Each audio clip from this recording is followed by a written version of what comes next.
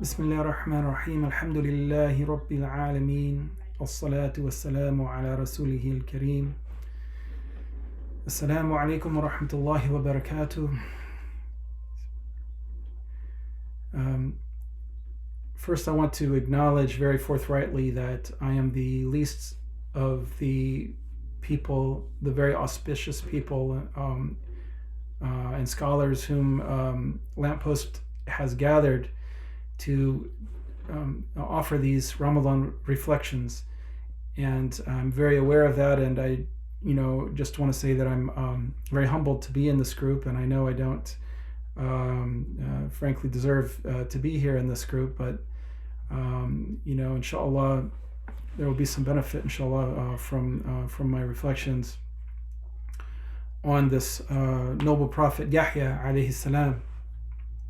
And the reason I chose Yahya as the prophet upon whom I would reflect is because I recognize in him some qualities, very important qualities that I lack, and I wanted to reflect upon those qualities and think about him and his life in order to sort of embarrass myself and remind myself of the work that I need to do. And that's the beauty of Allah's wisdom in sending the Anbiya, because the prophets are human beings.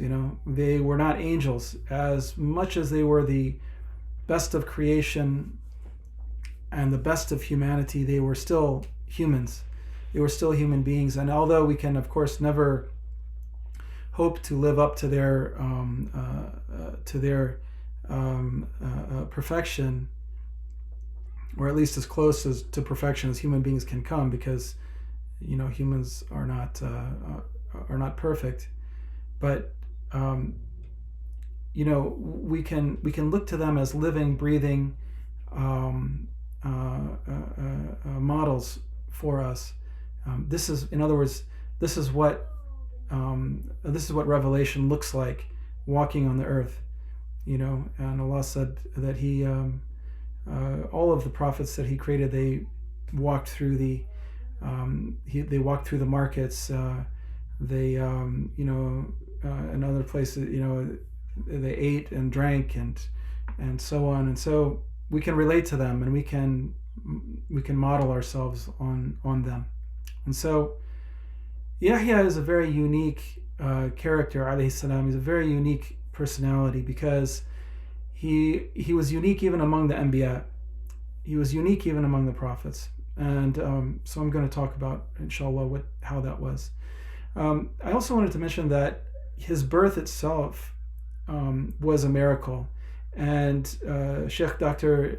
Shadi al-Masri talked in great detail, very comprehensively, about the miraculous nature of his birth. He was born to another prophet, Zakaria alayhi salam, and Zakaria was, some say, 100 years old when he was born, and his mother was barren and also an old woman, and she, by all normal laws of nature, should not have been able to give birth, and yet Zakaria alayhi salam asked Allah for a son, and Allah gave him a son. And so Allah says in the Quran, فنادته الملائكة وهو قائم يصلي في المحراب أن الله يبشرك بيحيى مصدقا بكلمات من الله وسيدا وحصورا ونبيا من الصالحين. So while Zakaria alayhi salam was praying in his sort of niche in his room, or in his home, or his special prayer area, he was standing there praying, and an angel, the angels called out to him, and they said, Allah gives you glad tidings of Yahya. And the angel says, مُصَدِّقًا بِكَلِمَاتٍ مِّنَ Allah. He is one who will give the truth to the words of Allah, and he is a Sayyid. He is a master وحصورا ونبيا من الصالحين. So what does this mean? So first of all, that Allah calls him Yahya, named him Yahya, and in another place Allah says that He has not named anyone, He has not given anyone this name before this. And the Mufassirin, those who commented on the Quran, they said that Allah gave Yahya the name Yahya. Why? Because Allah gave him life with Iman, enlivened him with Iman. He was, in one place Allah says that He likens Iman, the likeness of the one with Iman and the one without Iman, the one with faith and the one without faith, as the dead earth. The dead earth is like the soul without faith, and then He gives it life with faith. He gives the soul life with faith in the same way that He gives life to the earth. And so he was alive with faith. And what does it mean that he is musaddiqan bi kalimatin min Allah?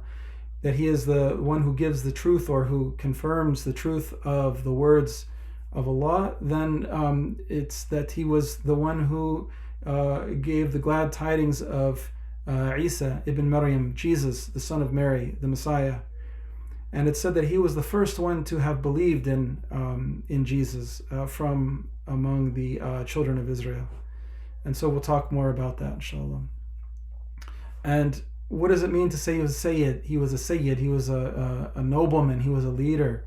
That he was noble. That he was wise, and he was God-fearing, and he was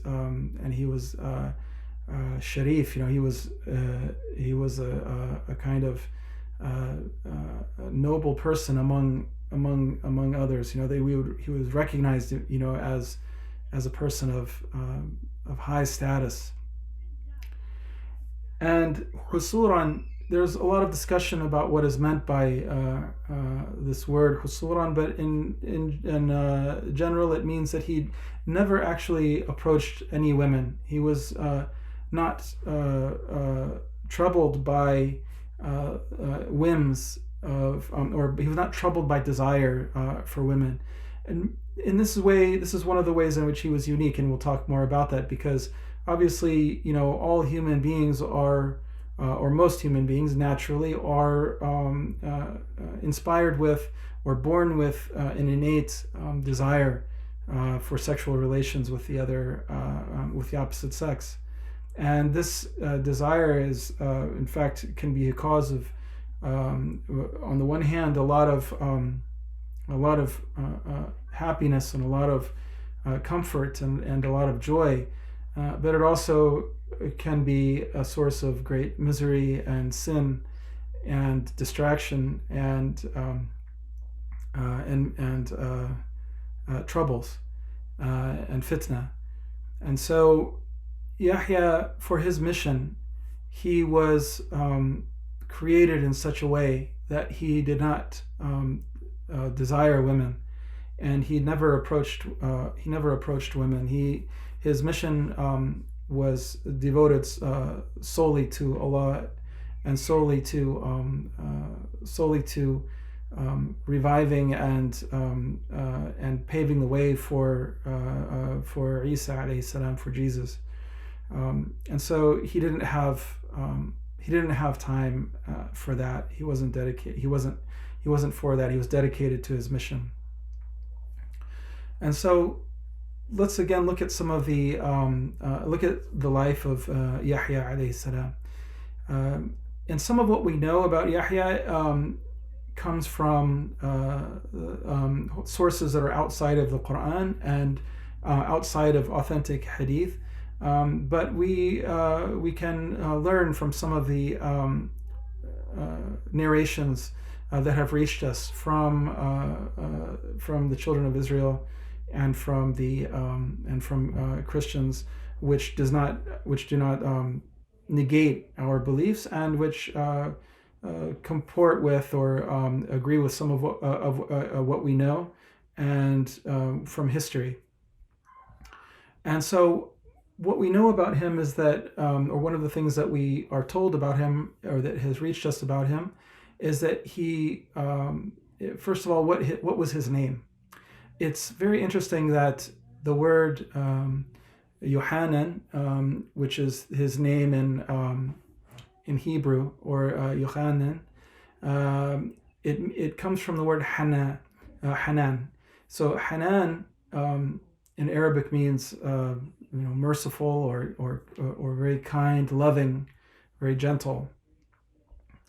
And the name John is simply like a Greek version, a Greek pronunciation of the Hebrew Yohanan.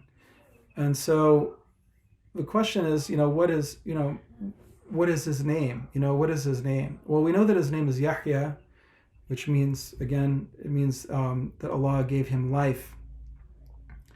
And but also, how did the name John or Yohanan, where did that come from?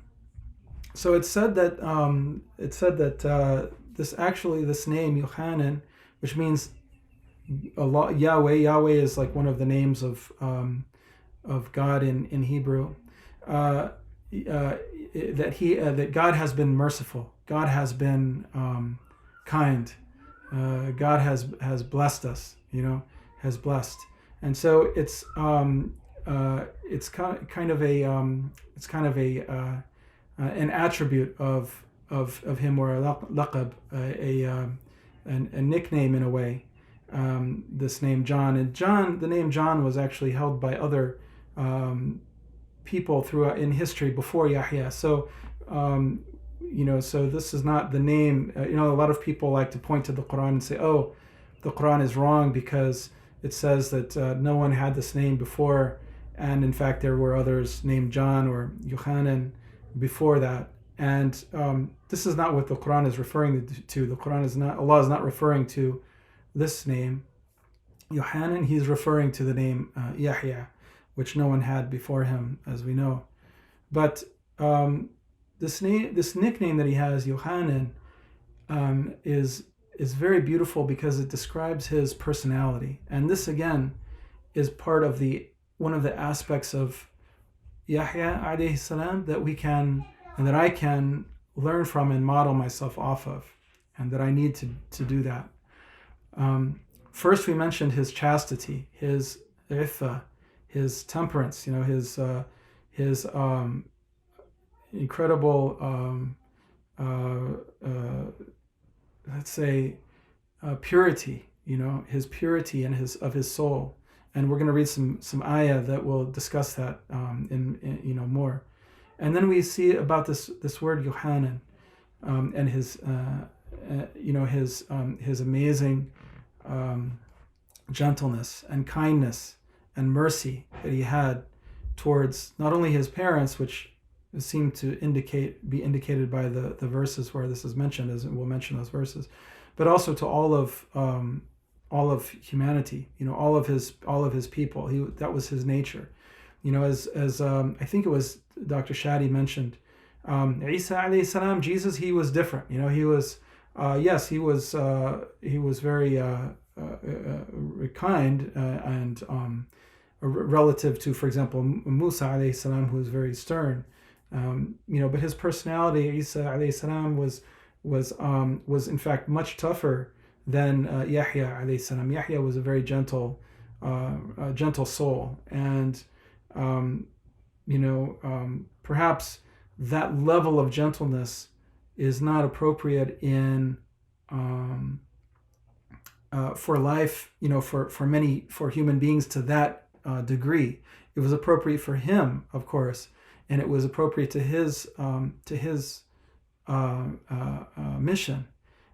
But for us human beings living in the world, we need, I think, some mixture of toughness and other things. But that being said, his way with other human beings and his gentleness is such a shining star for us that and we're lacking this. I mean, we're really lacking this this level of of kindness, especially in this age of social media, which I have really fallen into a great deal, and I'm taking steps to try to get away from it. We're at each other's throats, and we're so quick to judge one another, and we're so quick to be harsh with one another, and that's among the Muslims, and it's also among just society in general. In America, we're the social media is really causing a great deal of or contributing a great deal to this harshness that we're having with one another, and this is absolutely a disaster. It's really a disaster. So let's read some more ayahs, some more verses from the Quran, which Allah describes Yahya. Allah says, "Ya Yahya, khudh al-kitab biquwwa, wa ataynahu al-hukm as-sabiyya." Allah called out to Yahya, "O Yahya, take this book biquwwa, with strength. Take it seriously." Which book? He's talking about the Torah. And because this was the book at the revelation that was current at the time, and so take it seriously. Take this book seriously, and learn it. Essentially, it means learn it, practice it, study it, put it into practice, teach it. وَآتَيْنَاهُ الْحُكْمَ الصَّبِيَّةَ. And Allah says, and this is another way in which Yahya was unique among the Anbiya. Allah says, and we gave him hukmah, we gave him wisdom, sabiyan, as a young boy. And some of the commentaries on this say that by the age of 7, he had attained this wisdom and this ibadah. He was an abid, a very strong, serious worshipper of Allah subhanahu wa ta'ala. And there are narrations that come, some of them it's attributed to the Prophet sallallahu alaihi wasallam, but in any event, it's related by many of the of our scholars, that some children went to Yahya and they said, "Idhab bina nal'ab," come along with us and we'll play. And Yahya alayhi salam said, and he's 7 years old, قال ما للعب خلقت. I was not created for play. And this is his wisdom and his and also his seriousness. I mean, this was a very serious boy, a very wise boy. I was not created for play. What 7-year-old says that? And then Allah says, وَحَنَانًا مِن لَدُنَّا وَزَكَاةً. And وَحَنَانًا. You see, isn't this beautiful? Allah says, and he was compassionate, and Allah gave him compassion, and Allah from Himself. And when Allah says "min ladunna," from ourselves, He's attributing, He's making it something very special that He gave. Of course, this mercy and this kindness and tenderness in His character was from Allah. Everything that we have that is good is from Allah. But for Allah to say "min ladunna," from us, it's showing a special closeness and a special honor to Yahya, wazaka, and purity. Again, we mentioned that he was so pure that he had no sexual desire at all. And it's not that sexual desire, again, it's not that it's inherently evil, because of course this is one of the gifts of Allah subhanahu wa ta'ala between a husband and wife, is this sexual attraction. But again, it's also a potential source of a great deal of fitna and misery and temptation, in which Yahya was not affected with. And he was pure also in his from sin. He was pure from sin. And the Prophet ﷺ said, لا ينبغي لأحد أن يقول أنا خير من يحيى من زكريا ما هم بخطيئته ولا حاكت في صدره امرأة. So it is not appropriate for any person to say that I am better than Yahya, son of Zechariah, they had no they had no sins. He had no sins, and did not occur to him any kind of in his heart. It did not occur to him any kind of let's say like desire for a woman, or that's not really what I mean, but these whisperings did not occur to him of desire for a woman. We are so afflicted in our day and age with we're bombarded with sexual messages. We're bombarded from the advertisements on the billboards and the we go and catch the bus, and there's there's these signs everywhere. We're on TV. You can't watch. I mean, if you watch TV, you're definitely going to be bombarded with these sexual messages. Advertisements on websites that we might be looking at the news, and some advertisement pops up. Pornography has become mainstream, and people are whereas in the past it would have been shameful, now people are openly engaging in production of pornography. It's seen almost as somehow empowering for women to do this, God forbid. And men are the targets of a major campaign of the whole culture, really an industry which has the support of the culture, which is attempting to harness their sexual desires and their sexual drive towards making a profit for these companies. Morality has broken down. Sexual morality has broken down. Sex has been separated from its purpose, which is procreation and creating love between a man and a woman.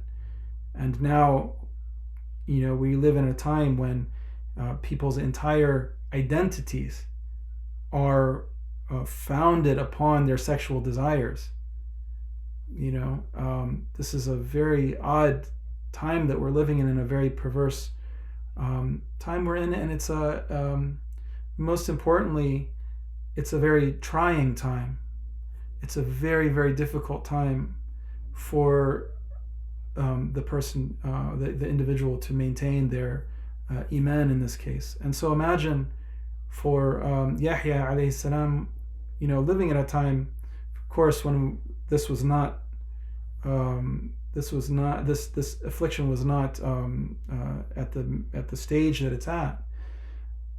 But nevertheless, he was he was free of any of these kind of harmful and distracting and iman killing impulses.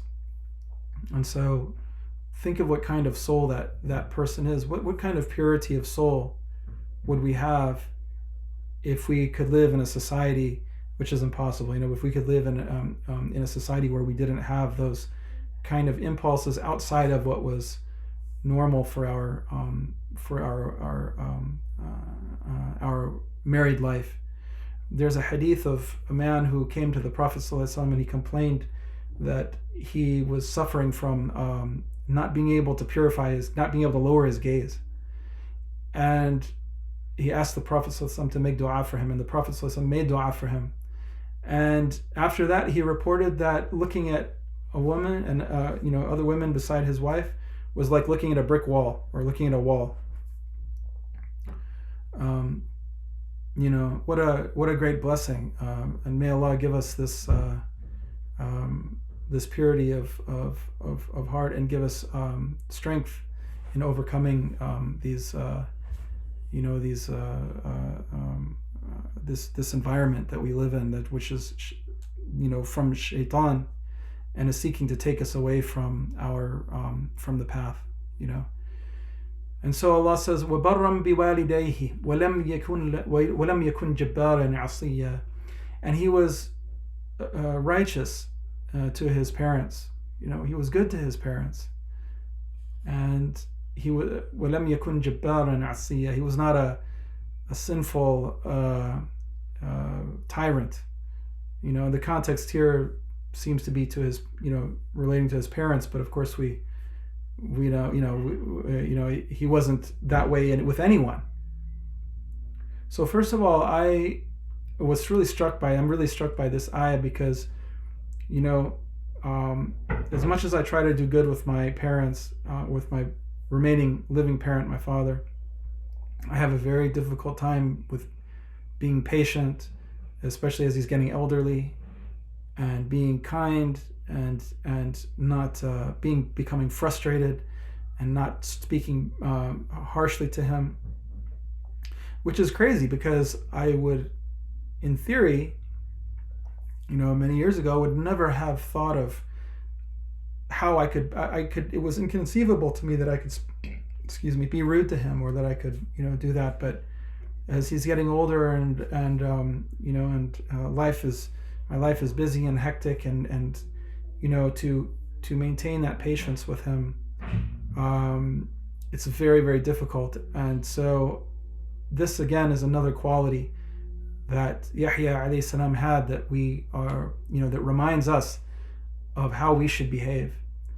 وَلَمْ يَكُنْ جَبَّارًا عَصِيًّا. And he wasn't a sinful sort of tyrant. First of all, how we, God forbid that we would behave in that way towards our parents.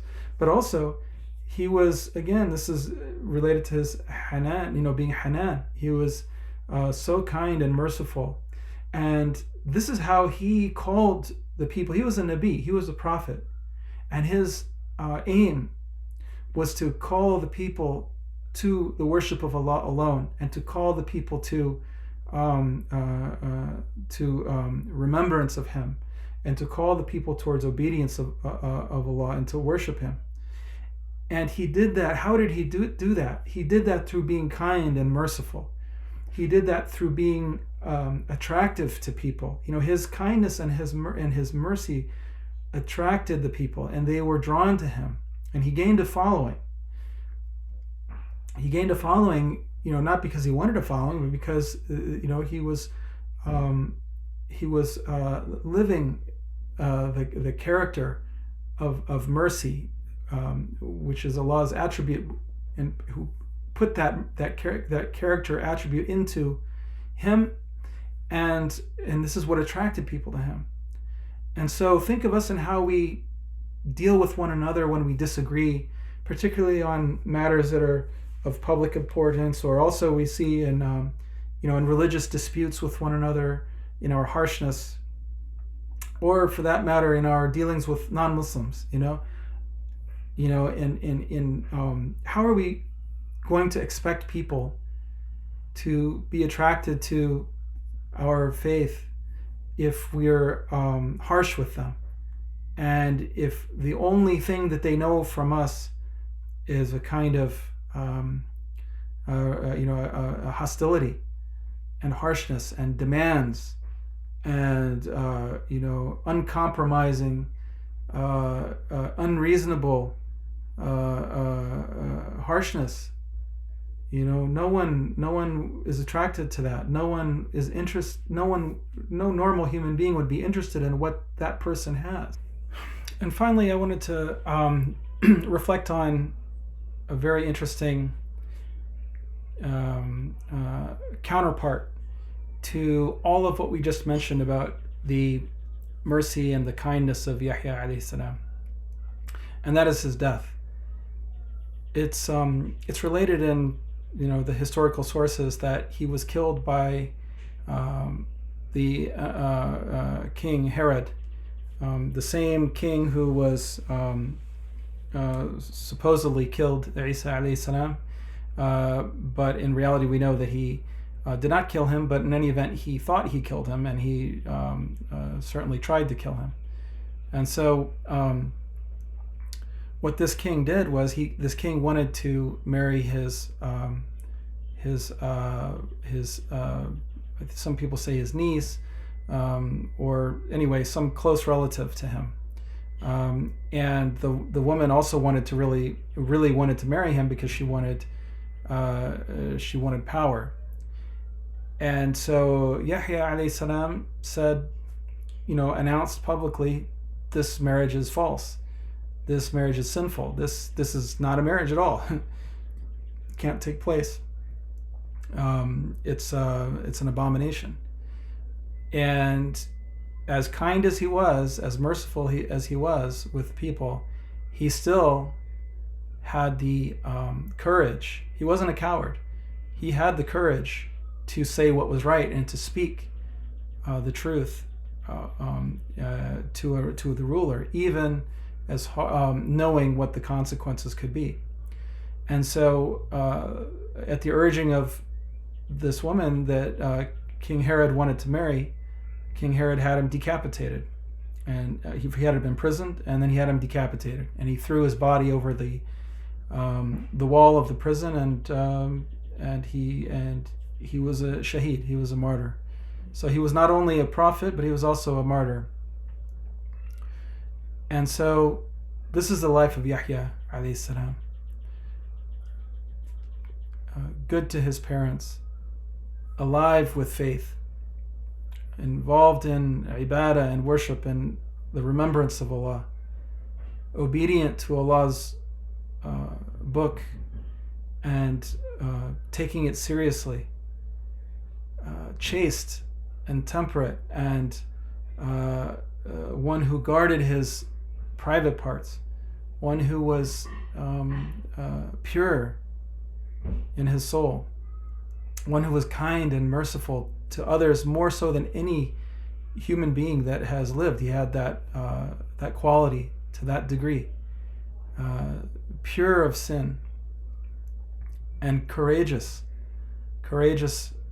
enough to speak the truth to a ruler, even when he knew it would cost him his life.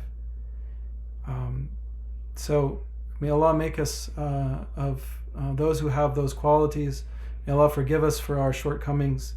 May Allah reward each and every one of you for your ibadah in this month. May Allah accept it from you. May Allah forgive the Muslims, the living and the dead. May Allah reward the people of Lamppost for this really amazing series. And Allah forgive me, and every one of you forgive me for any mistakes that I may have made, and for the long-windedness of this talk. Barakallahu feekum wa sallallahu ala nabiyyina Muhammad.